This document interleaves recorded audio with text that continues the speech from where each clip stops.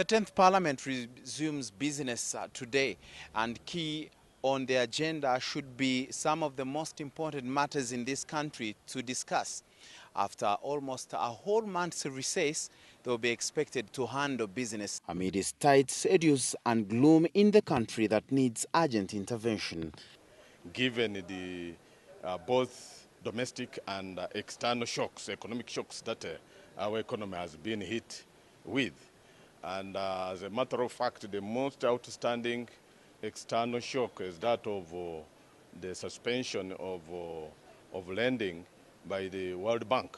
And during the recess, we are trying to help people understand how to ensure food security. You know, I also chair the Food Security Forum of Parliament. So we are trying to see how they can ensure food security, plant a variety of crops, especially those which are climate adaptive to our area. It is very challenging in the sense that, you know, that the majority students in Makerere University are private students. Private means that they are 100% paying for their money. So how can you account for that closure? What business do they have? They paid for the services.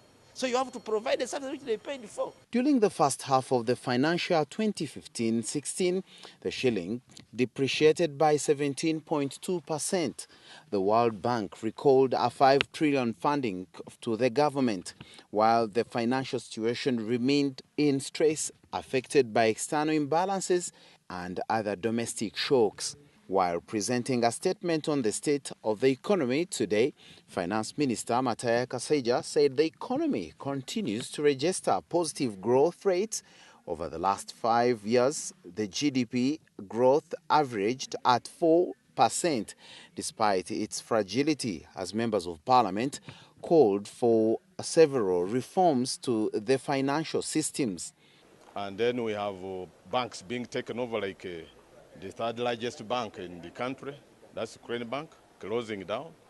And given also the very high skyrocketing CBR rates, that is the central bank rates of lending, it has choked the business in Uganda. And these are issues that would require the line minister to actually elucidate. While on recess, members of the August House were expected to consult their constituents on cross-cutting issues of the day across the country. And it's been good because it gave us time to breathe fresh, consult with our people on what we think is contentious or is at hand. There are many things really ongoing, and there's a lot of business. Many committees have been sitting, and their business has to be brought to the House. I really believe we didn't even have recess. I had little time in the constituency because my committee was demanding of me, the Legal and Parliamentary Affairs Committee, the Rules Committee, some benchmarking, a lot of meetings. We finished the whole session without to bring any business on the floor of Parliament. So today we are back. We expect serious business here, just on critical issues. There are a number of bills which they have to bring before Parliament.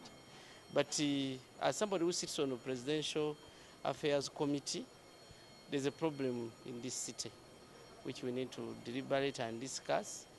There is a proposed amendment for Kampala Capital City Act.